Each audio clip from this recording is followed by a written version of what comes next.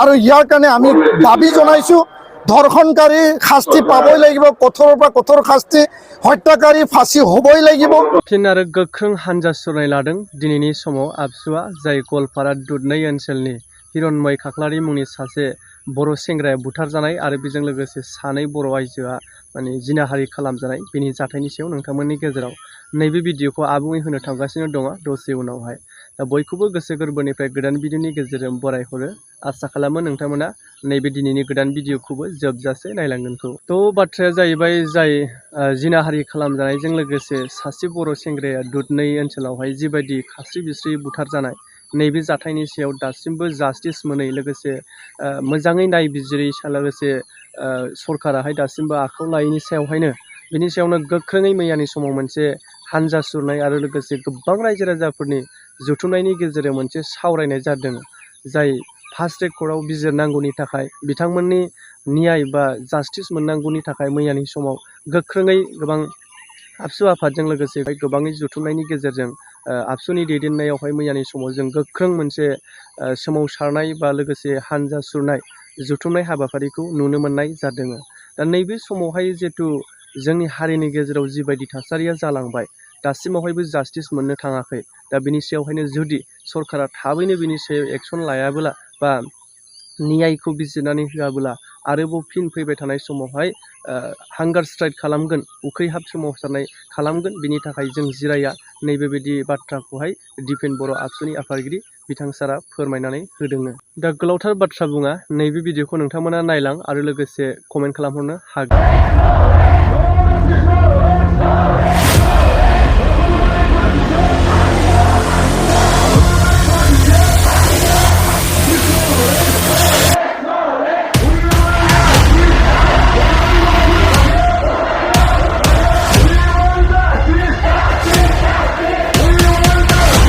গণধৰ্ষণ ইয়াত কৰা হৈছিল, 2 গৰাকী কিশোৰীৰ ওপৰত নিৰ্যাতন কৰা হৈছিল। ইয়াৰ প্ৰতিবাদ আৰু এই ঘটনা সুধিবলৈ যাওঁতে 5 মে তাৰিখে হিৰণ্ময় খাখলাৰীক হত্যা কৰা হ'ল। আৰু এই যি ধৰ্ষণ কাণ্ড, হত্যা মাৰ্ডাৰ কৰা যি কাণ্ড, সেই দুইটা কাণ্ডত ধন আলী, বাহাৰ আলী, ৰহমান আলী আৰু চেকবৰ আলী আৰু পাৰমিনা বেগম 5 গৰাকী ব্যক্তি ইয়াত অভিযুক্ত, ইয়াত জড়িত হৈ আছে। আৰু ইয়াক প্ৰতিবাদ জনাই পেলাই ধৰ্ষণকাৰী শাস্তি পাবই লাগিব, হত্যাকাৰী শাস্তি পাবই লাগিব, ফাঁচি তেওঁলোকক কোৰ্টৰ যোগেদি ৰায়দান দিবই লাগিব। আৰু এই ন্যায় বিচাৰি পেলাই বহুতো ইয়াত হাজাৰ হাজাৰ ৰাইজ আজি এই দুধনৈত এই ৰাজহুৱা প্ৰাংগণত উপস্থিত হৈছে, প্ৰতিবাদী কাৰ্যসূচীত ভাগ লৈছে। আমাৰ দাবী যে কোনো কাৰণত দোষী সাৰি নাযায়। মই ধন্যবাদ জনাম গোৱালপাৰা জিলা আৰক্ষী প্ৰশাসন, জিলা প্ৰশাসনক। তেওঁলোকে 5 গৰাকী ব্যক্তিক, সেই দুষ্কৃতিকাৰী, সেই হত্যাকাৰী, ধৰ্ষণকাৰীক কৰায়ত্ব কৰিছে। কিন্তু কৰায়ত্ব কৰাই শেষ কাম নহয়, অকল এৰেষ্ট কৰাই শেষ কাম নহয়। আজি যদি তেওঁলোকে 2-3 মাহ পিছত আৰু যদি জেলৰ পৰা তেওঁলোকে যদি মানে ৰেহাই পায়, আমিতো কেতিয়াও বিচৰা নাই। আৰু ইয়াৰ কাৰণে আমি দাবী জনাইছোঁ ধৰ্ষণকাৰী শাস্তি পাবই লাগিব, কঠোৰৰ পৰা কঠোৰ শাস্তি, হত্যাকাৰী ফাঁসি হ'বই লাগিব। আৰু হত্যাকাৰী আৰু ধৰ্ষণকাৰী একেই মানুহে, সেই 5 গৰাকী ব্যক্তিয়ে। তো ইয়াৰ কাৰণে আমি আজি এই প্ৰতিবাদী কাৰ্যসূচীৰ যোগেদি অসমৰ মাননীয় মুখ্যমন্ত্ৰী ডাঙৰীয়া, DGP ডাঙৰীয়া, মুখ্য সচিব ডাঙৰীয়াক আমি আহ্বান জনাইছোঁ যে ফাৰ্ষ্ট ট্ৰেক কোৰ্টৰ যোগেদি যিসকল হত্যাকাৰী আৰু ধৰ্ষণকাৰী পক্সো আইনৰ যোগেদি যি কিশোৰী নাবালিকাৰ ওপৰত গণধৰ্ষণ কাৰ্যসূচী কৰা হৈছিল, সেই কিশোৰী নাবালিকাৰ ন্যায় আৰু হিৰণ্ময় খাখলাৰী যাক হত্যা কৰা হ'ল, ইয়াৰ ন্যায় বিচাৰি পেলাই মুখ্যমন্ত্ৰী ডাঙৰীয়া, DGP ডাঙৰীয়া, মুখ্য সচিব ডাঙৰীয়াক আমি দাবী জনাইছোঁ ফাৰ্ষ্ট ট্ৰেক কোৰ্ট ইয়াতে গঠন কৰিব লাগে, তদন্ত ক্ষিপ্ৰতাৰে চলিব লাগে। আৰু SITৰ যোগেদি ফাৰ্ষ্ট ট্ৰেক কোৰ্টৰ যোগেদি তেওঁলোকক শাস্তি বিহিব লাগে।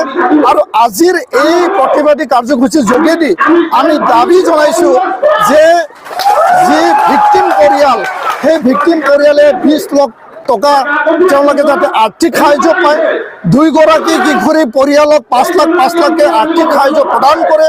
আৰু যেতিয়ালৈকে ন্যায় নাপায় নিখিল বড়ো ছাত্ৰ সন্থা আন জাতীয় দল সংগঠনে আমি তীব্ৰ গণতান্ত্ৰিক অবিৰত আন্দোলন আমি চলাই যাম আৰু আমি অবিৰত ইয়াত হাংগাৰ ষ্ট্ৰাইক অনশন বহিবলৈ আমি বাধ্য হ'ম। আন্দোলন গণতান্ত্ৰিক শান্তিপূৰ্ণভাৱে চলি থাকিব আৰু ন্যায় প্ৰদান কৰিব লাগিব। অসম চৰকাৰৰ কোনো এজন মন্ত্ৰী আজিলৈকে সেই ভিক্টিম পৰিয়াল তেওঁলোকৰ ঘৰত অহা নাই, খা খবৰ লোৱা নাই। অসম চৰকাৰ আজিলৈকে এটাও এই যি ধৰ্ষণ কাণ্ড, এই হত্যাকাণ্ডৰ ওপৰত মাত মাতা নাই। আমি দুখ পাইছোঁ, আমি দুখ প্ৰকাশ কৰিছোঁ। চৰকাৰখনে যদি দায়বদ্ধতা আছে, খিলঞ্জীয়াৰ ওপৰত যদি দায়বদ্ধতা আছে, চৰকাৰে নিশ্চয় ইয়াৰ ওপৰত নিজৰ যিখিনি ষ্টেটমেণ্ট, চৰকাৰৰ যিখিনি পদক্ষেপ তেওঁলোকে মাত মাতিব লাগিছিল, ক'ব লাগিছিল। আৰু আজি আমি দুখেৰে ক্ষোভেৰে চৰকাৰক আমি আহ্বান জনাইছোঁ, আপোনালোকে পদক্ষেপ লওক, ফাষ্ট ট্ৰেক কোৰ্টত আৰু SITৰ গঠনৰ যোগেদি দোষীক শাস্তি দিয়া কাম আপোনালোকে দাঙি ধৰক। তেতিয়াহে আমাৰ চৰকাৰ, খিলঞ্জীয়াৰ চৰকাৰ, অসমৰ চৰকাৰ বুলি আমি বিশ্বাস কৰিবলৈ আমি বাধ্য হ'ম। নহ'লে অন্যথা আমাৰ অবিৰত গণতান্ত্ৰিক আন্দোলন আমি অব্যাহত ৰাখিম। ধন্যবাদ।